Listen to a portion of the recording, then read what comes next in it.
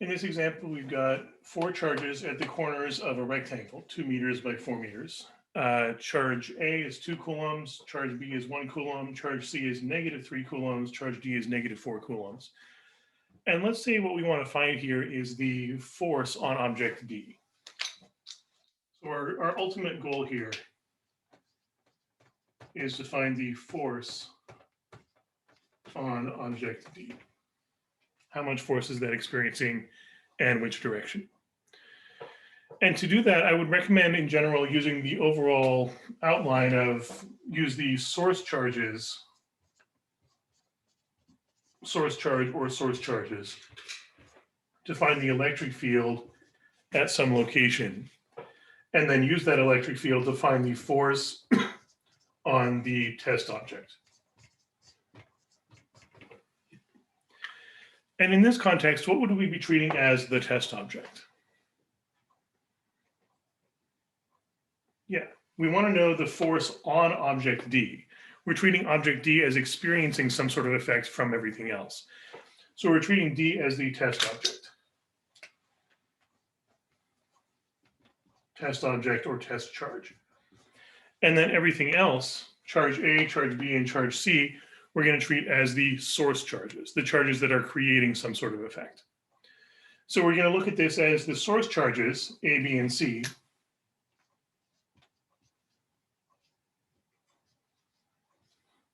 create an electric field, and that's going to be creating electric field everywhere. Everywhere in space here has electric field caused by charges A, B, and C, but we only really care about the electric field at what location?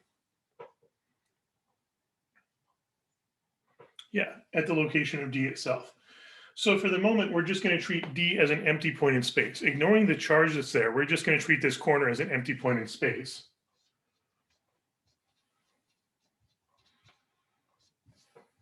So the source charges A, B, and C create an electric field everywhere, but specifically we care about at location D. And then we're going to say that electric field creates a force on the test object that is at location D. Any questions on that general outline so far?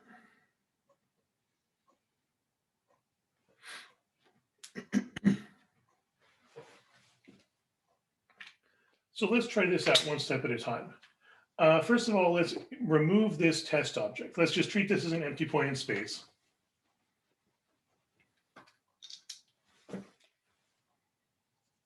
Location D. And I'm going to put a note over here that this is charge of D is -4 coulombs. But we're going to ignore that for now. We're just going to look at the effects that all the other charges have at that location. And we do this by looking at it as electric fields. And let's start with the idea of direction. For instance, charge A is going to create an electric field here in which direction?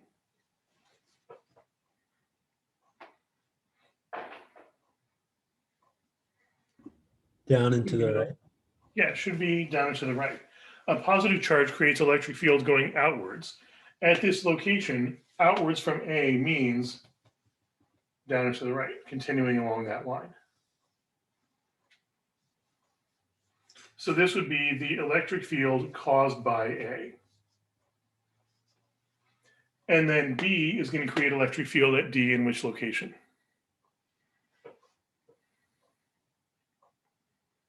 Straight down.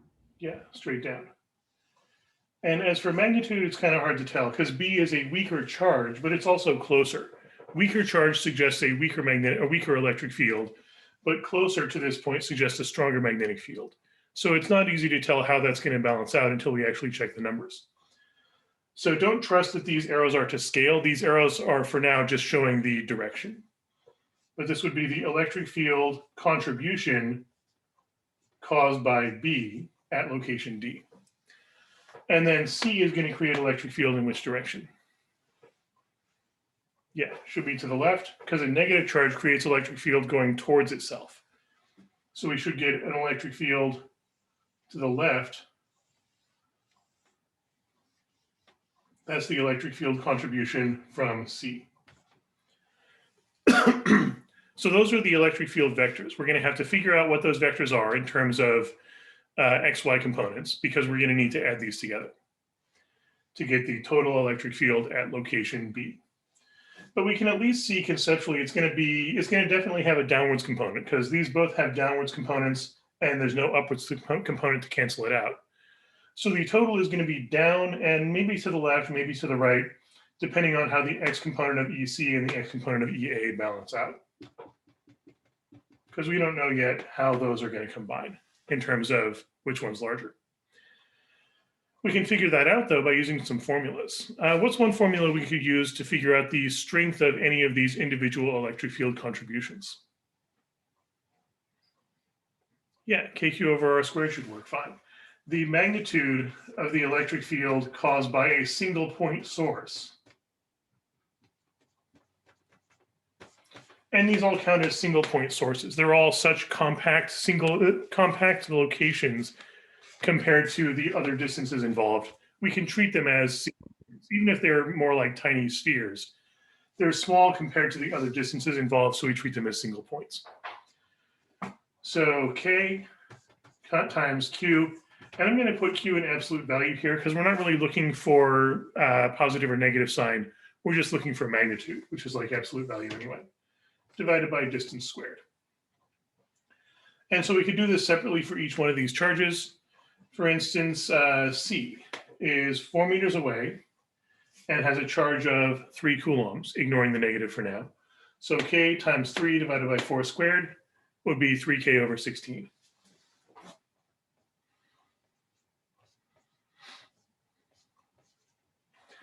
And I'm going to ignore the units for the moment. This should be in units of newtons per coulomb overall, including the units that are built into K already. But I'm going to ignore the units for now. Everything's going to work out to the same units, and we can just attach newtons per coulomb to it at the end. What about B? What would be the electric field strength for EB?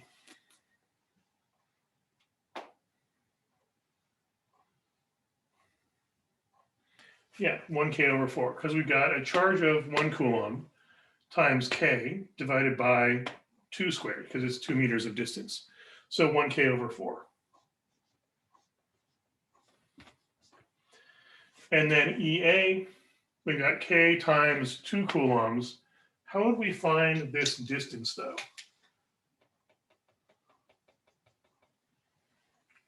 What would that distance look like?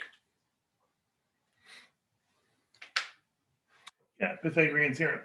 We know we've got leg lengths of 4 meters and 2 meters.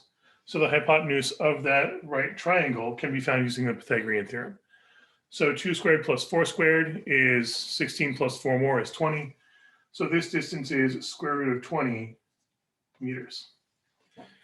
And conveniently, that R gets squared anyway. So we just get square root of 20 squared is 20. So that becomes K times 2 coulombs divided by 20. And 2 over 20 reduces to 1 over 10, so K over 10 should work. So we now at least know the magnitude of all 3 contributions to the electric field. Any questions on that so far?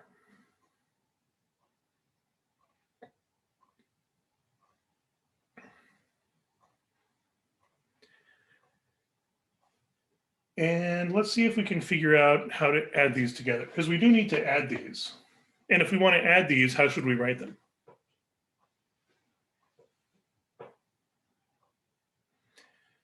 They are vectors. How do we want to write those vectors so that we can add them up?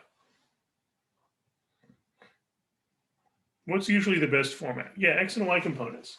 Because if you split them into X and Y components, you can add the X components individually and then add the Y components individually and not have to worry about them interacting with each other. C and B, I think, are going to be pretty straightforward. Like C is purely to the left anyway. So we could say C is, switch to a different color, EC. What would that look like in terms of components?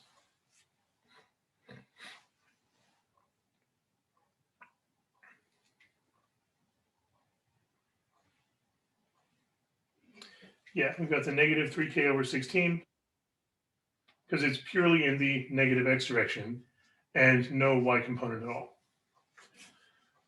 And then EB is just straight down. So what would that look like?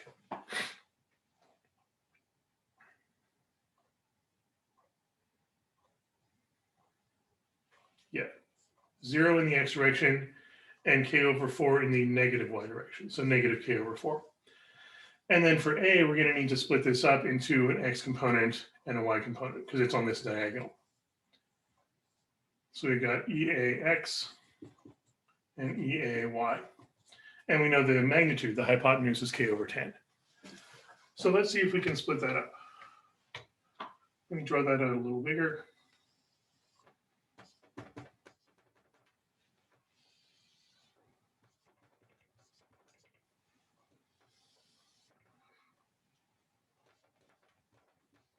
We know EA itself is k/4 in terms, or no, k/10 as a magnitude. And we know this is a right triangle. So how could we figure out how these sides are related to this side?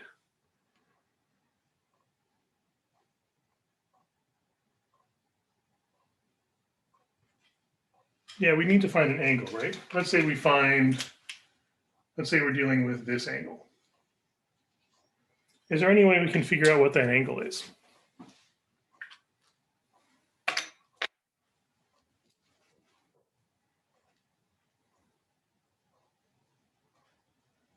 Do you see this same angle anywhere else in the diagram?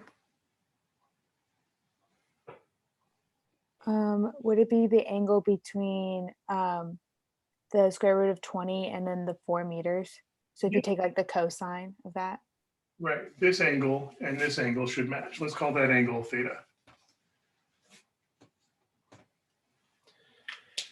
And without even knowing what that angle is, we can figure out all the side lengths we need. Because you mentioned cosine. What would cosine of the angle in this triangle represent?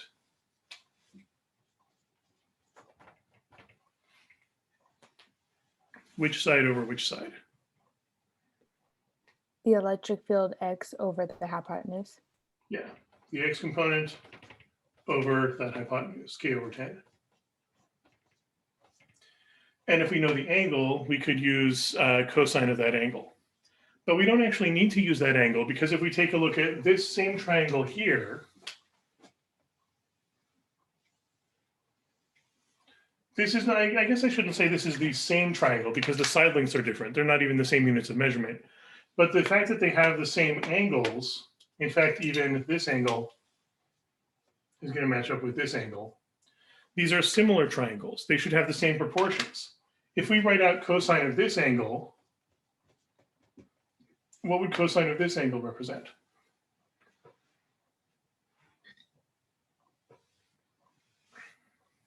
Four over root 20. Yeah, 4 over root 20, the adjacent side over the hypotenuse. So if cosine theta equals 4 over root 20, and cosine of the same angle, because these are the same angle, also equals EAX over k/10, what can we do with those expressions?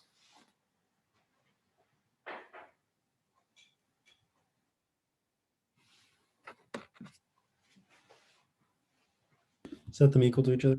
Right, we can set them equal to each other because they're both cosine of the same angle. So we don't actually even need to know what this angle is. We can find its cosine based on this similar triangle whose side lengths we already know. So we can say 4 over root 20 equals EAX, which is what we're trying to find, over the magnitude, k/10.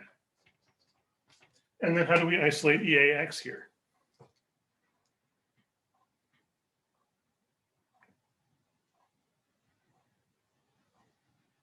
Multiply by k/10. Yeah, multiply both sides by k/10. So EAX equals k/10 times 4 over square root of 20.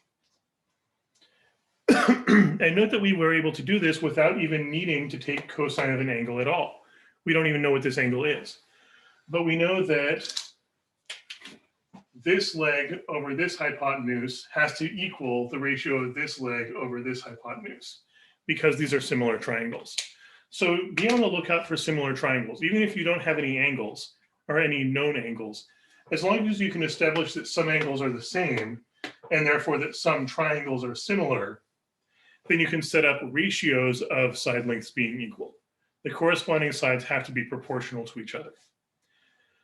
Alternatively, you could take the inverse cosine of 4 over root 20 to find the angle, and then take the cosine of that angle to get this ratio, but it's going to be the same ratio anyway. There's not really much point in taking the cosine of an angle and then taking the inverse cosine to get back to the original.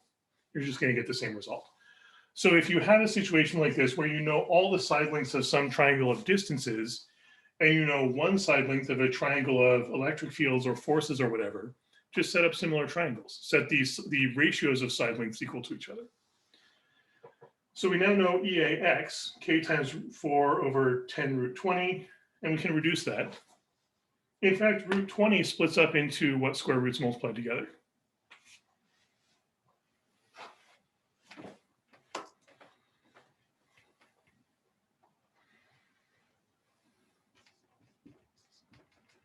We've got 4 times k divided by 10. 2 root 5. Yeah, that's 2 root 5, because 20 is 4 times 5, so we get square root of 4, which is 2, times square root of 5.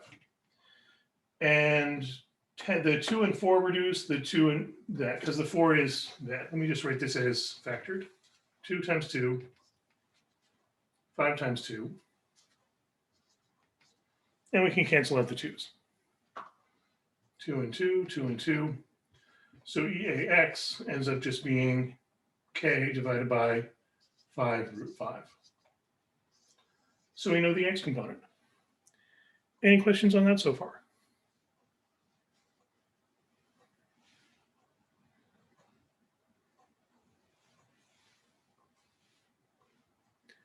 And then we can do something very similar for the y component. We can just set up the y component over k over 10 equals 2 meters over square root of 20.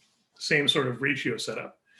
Although in this case, it might be easier to just notice that what's the relationship between the long leg and the short leg here?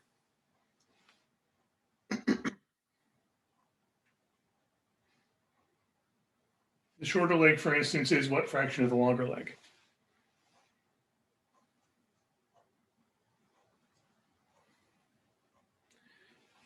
The longer leg is twice as much, right? We've got 4 meters and 2 meters. 2 meters is half of 4 meters. So since the short leg in this triangle is half the length of the long leg, the same thing should still be true in the other triangle because they're similar, and similar triangles have proportional sides. So if this short leg is half the length of this short leg, then this short leg should be half the electric field of this long leg. So if this is the long leg, k over 5 root 5, the short leg should be exactly half of that. So that'll be k over 2 times 5 root 5. In other words, k over 10 root 5. Also, since it's downwards, we're going to treat that as negative. So we now have the x component and y component. Any questions on that so far?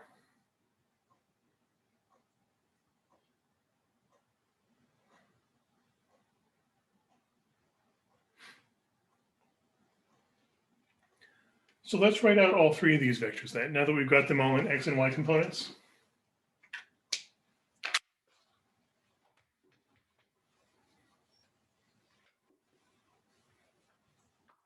We have EB was 0, negative k over 4. EA is k over 5 root 5, comma, negative k over 10 root 5. And then EC is negative 3k over 16, comma, 0.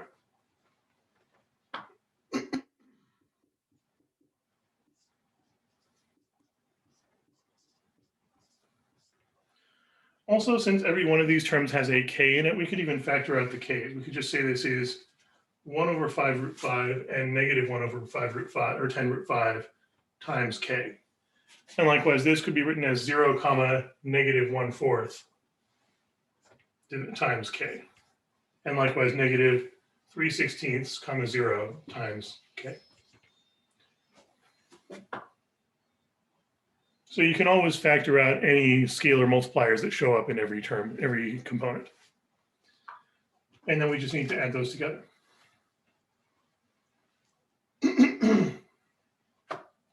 So adding those up, we get total electric field at that point, which I'm just going to call E with no subscript. We've got 1/5√5 plus 0 plus -3/16. And at this point, I'm going to plug this into a calculator so we get a decimal approximation, because otherwise we're just going to get a huge mess of irrational denominators. 1/5√5, being very careful with parentheses, minus 3/16 is about -0.098. And then -1/10√5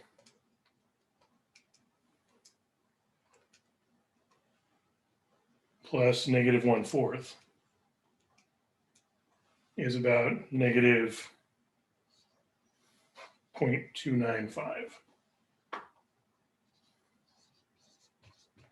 And of course, this all has a times K factor out of it. So this is the total electric field at location D. And note that this matches up with our original expectation that it should have a downwards component, because these are both downwards and there's no upwards to cancel it out. And we weren't really sure about how the left and right balances out. It looks like they mostly cancel out. We're left with a little bit to the left instead of to the right, which presumably means this was larger than EAX. Any questions on that electric field so far?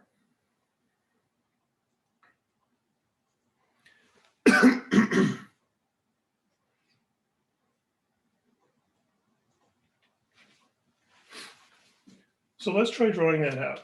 We now know the electric field at this location. We can ignore the individual sources now and just look at the total electric field. Total electric field at this location is down and a little bit to the left, like some amount down, and that's about a third as much, about 0.3, about 0.1. So down some amount and about a third that much to the left. So something like this is the total electric field at that location. Now that we've got the electric field, so we've completed this step. The source charges create an electric field at that location in space. What do we now do with that electric field? We want to figure out the effect that field has on what? On the test charge, so we multiply by the Q of D. Exactly. We now that we have the electric field at this location, let's put back that test charge, that -4 coulomb charge D. This test charge experiences a force caused by that total electric field. And before we even run any calculations on that, which direction would you expect the force to be here? The force on this -4 coulomb particle.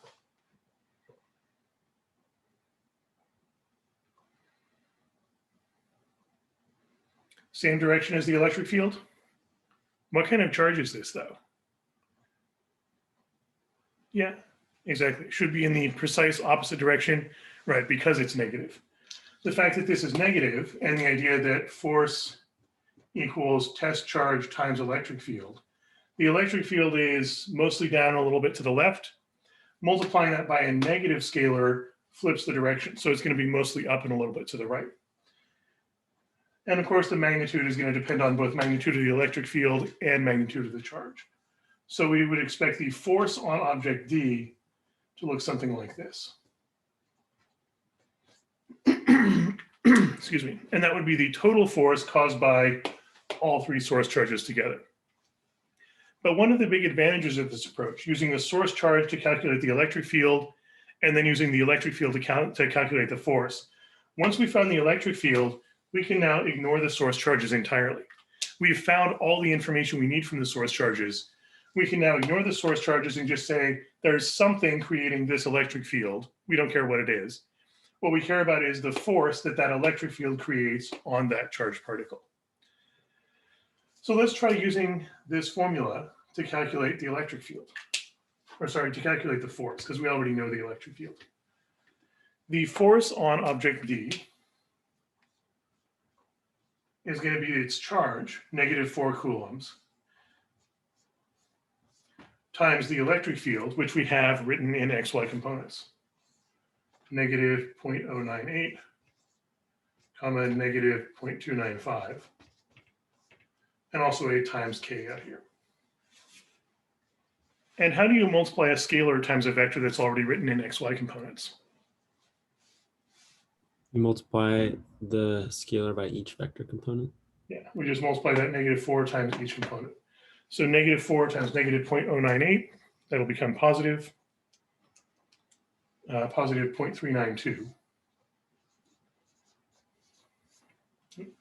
392. And then -4 times negative 0.295 is positive 1.18. And this is all still multiplied by K, the universal electrical constant. And this again corresponds to the idea that it's a little bit to the right because the X component is positive, and more up because the Y component is a larger positive. So we now have the X and Y components of the force, at least in terms of K. And we can always fill in the value of K at the very end if we need to. So we've got the X and Y components. However, we probably want to write the answer in terms of magnitude and direction, because what we really care about in most cases is how strong is this force and which direction is it pulling. So let's see if we can piece that together as well. We've got this force. We know its X component is 0.392 K, and the Y component is 1.18 K. So let's start with direction. How would we be able to figure out the direction, presumably as the angle it makes from the positive x-axis counterclockwise? That's usually how we describe angle. I'm going to call this phi because we're already using theta over here. So how would we find this angle phi? What ratio could we set up?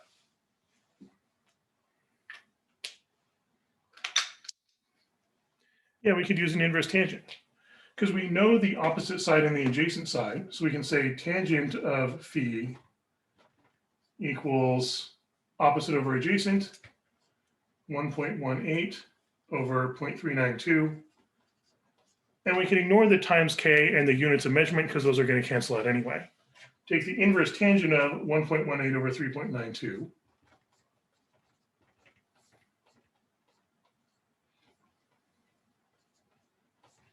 So 1.18 divided by 0.392, and take the inverse tangent of that.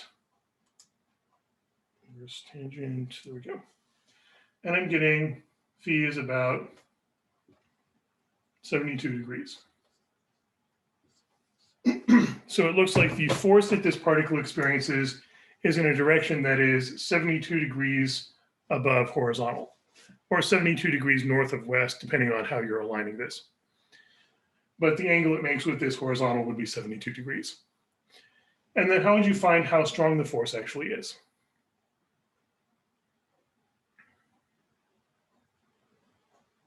How would you find that magnitude? Pythagorean theorem. Yeah, once again, we can use Pythagorean theorem.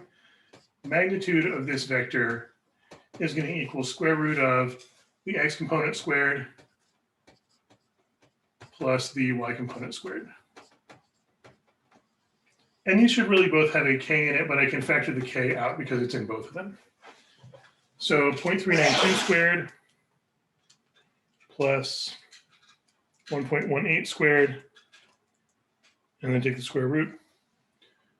And I'm getting about 1.24 K. So 1.24 K would be the magnitude of this force. So we now know the magnitude, the direction, and if you want an actual value in newtons, you could plug in the value for K. So look up a value for K, the universal electrical constant, multiply 1.24 times that value, and you should get the strength of this force in newtons. And I think K, joules per coulomb meter or something like that, or newtons per coulomb meter, it's going to end up being newtons once you multiply it out. Any other questions on that? Or on dealing with vectors and forces in electric fields in general?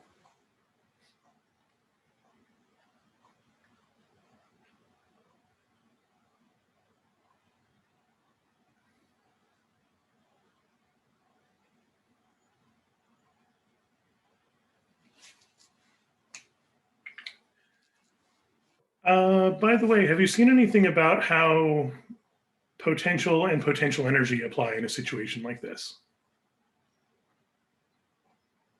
No, if you could go over that, that'd be great. Let's talk about that a little more also then, because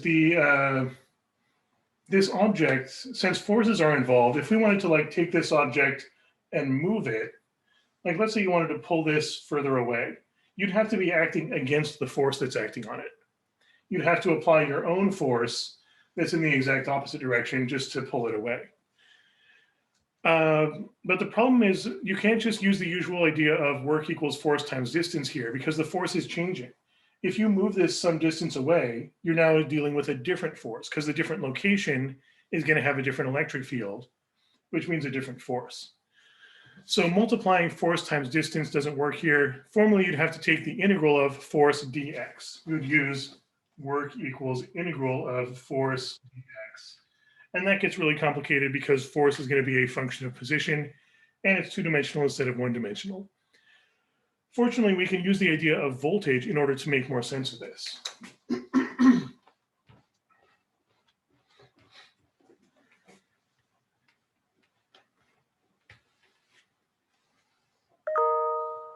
going to leave this here in case we need it. But the idea of voltage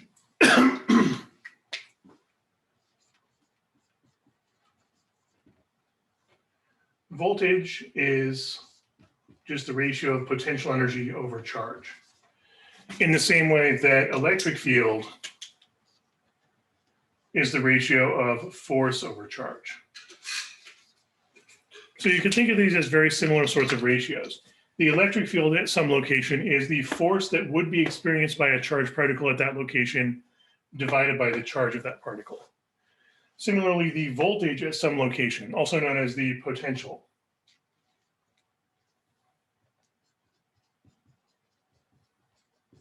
the voltage or potential at some location is the potential energy that a particle could have at that location divided by the charge of that particle. So it's the same sort of ratio. It's just that electric field is like force with the charge divided out of it. Voltage is like potential energy with the charge divided out of it. And again, you could think of this in terms of imagining the charge is exactly 1 coulomb. The electric field at some location is the force that would be felt by a positive 1 coulomb test charge at that location. The voltage at some location is the potential energy that a positive 1 coulomb test charge would have if placed at that location. So what we can do here, instead of messing around with work being force times distance, one way we can do this is we can say, multiply both sides by charge, potential energy equals charge times voltage. Or more usefully, if we apply a delta to both sides, delta potential energy equals charge times delta voltage. We can pull the charge out of the delta because it's a constant. So if we wanted to figure out, like let's say we wanted to take this object, which is in this position, and grab it and pull it far, far away. Specifically, let's say we wanted to pull it so far away that it's effectively infinitely far away. We're going to have to do work to make that happen. And let's say we wanted to know how much work. How much work would it cost to move object D very far away? So that's a question we might be interested in finding. We want to know if we want to take this object, like let's say this one's made of, I don't know, charged gold or something, and it's very valuable, and we want to take this away from it and sell it somewhere. Then it's going to cost some work to do that. We're going to have to pull this away from this force that's trying to hold it in place or trying to hold it this way. And one way we can do that is we can say work equals a change in energy, specifically change in potential energy. If we can figure out the potential energy it has right now and the potential energy it would have very far away, we can subtract those potential energies to find how much work has to be done to make this happen. And this might seem kind of counterintuitive or difficult to visualize with the charge stuff, but imagine you were doing something similar with just force of gravity. Let's say you've got a heavy object at a low potential energy zone. You want to lift it up to a higher potential energy zone. You have to do work to make that happen.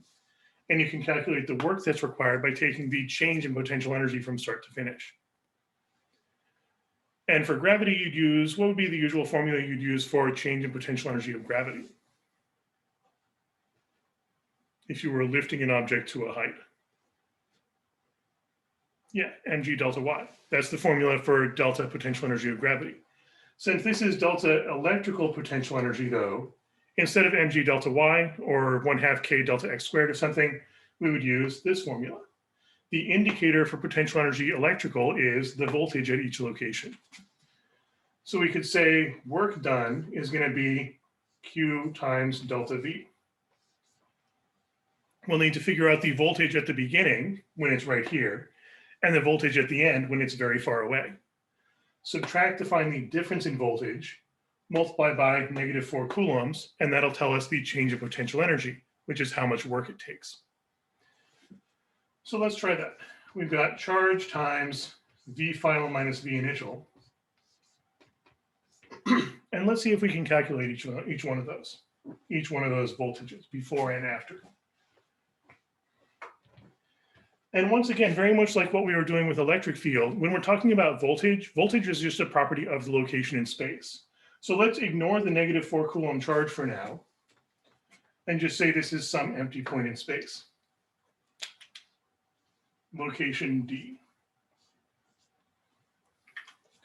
We want to figure out the initial voltage, which is the voltage at location D, and the final voltage, which is the voltage infinitely far away.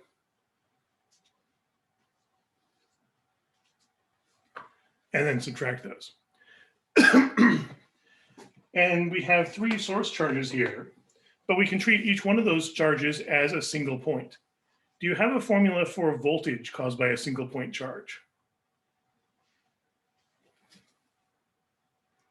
Yeah, KQ over R. The voltage or potential caused by a point source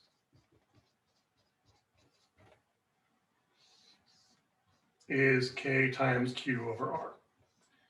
And I wouldn't actually use absolute value here because for voltage, voltage actually does have a positive or negative sign. Force or electric field doesn't have a positive or negative sign. It has a direction because it's a vector. But voltage is a scalar, and it could be positive or negative depending on the circumstances. So we can use this formula, KQ over R, to figure out the voltage at D because of charge B, and the voltage at D because of charge C, and the voltage at D because of charge A. Why is Q capitalized? You're going to see both capital Q and lowercase q used for charge. Q and little q both mean charge. Usually we use capital Q to mean a source charge. Usually we use lowercase q to mean a test charge, but not always. There's some variability there, but they both just mean a charge.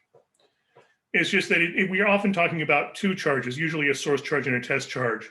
So we often use capital Q for one of them and lowercase q for the other to differentiate. Or alternatively, sometimes they're called Q sub 1 and Q sub 2. But it's important to be able to distinguish between 2 different charges within the same formula. So in this case, I'm just using capital Q to represent each of the source charges. So like capital Q sub A, capital Q sub B, capital Q sub C, and then little q to represent the test charge, which in this case is -4 coulombs. But let's see if we can figure out the voltage at this location as a result of each of these charges. We could say, for instance, VAD, the voltage caused by A at location D. We take K times Q, which is 2 coulombs, divided by the distance, square root of 20 meters. So K times 2 coulombs over square root of 20 meters. And we also already established that square root of 20 is 2 times square root of 5. So let me fill that in. 2 root 5. Because that allows us to cancel out the 2's. So just K times coulombs over square root of 5 meters. And then VBD,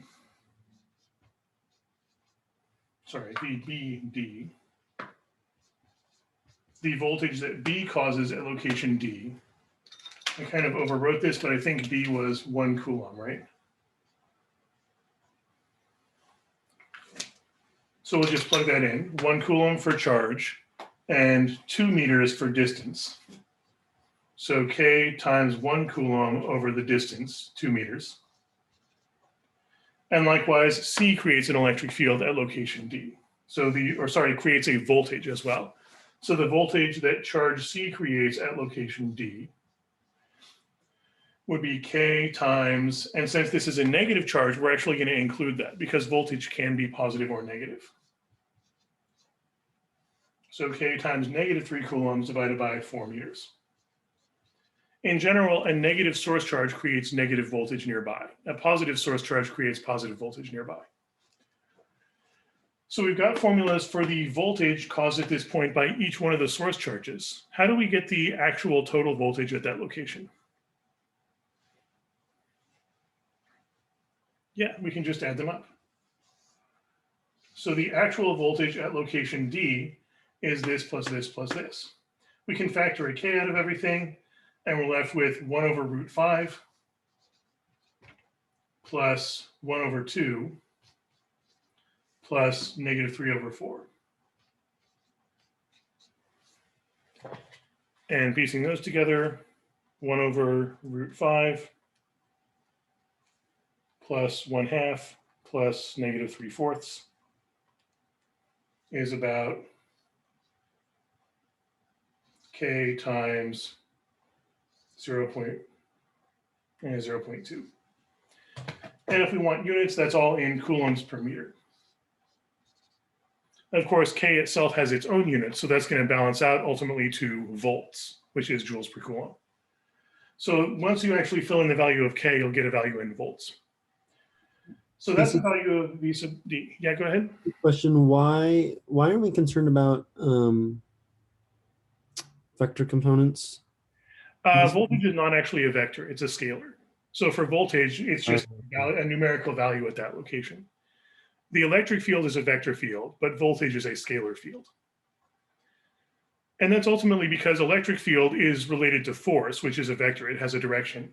But voltage is related to potential energy, and potential energy does not have a direction, it's just a scalar. So we can just add these up as numbers. And that tells us the value of V sub D.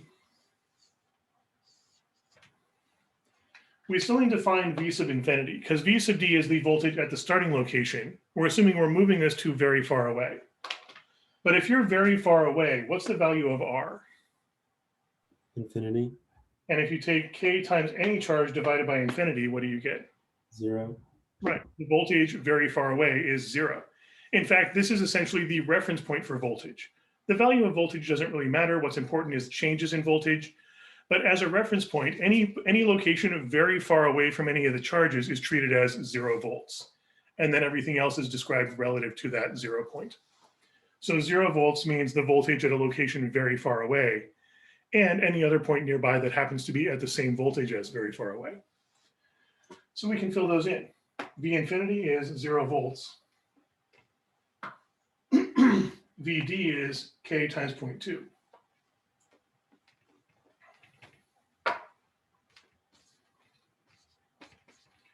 So 0 minus 0.2K is just negative 0.2K.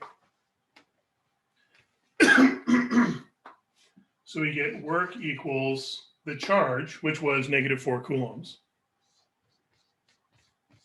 times the difference in voltage, which is -0.2K.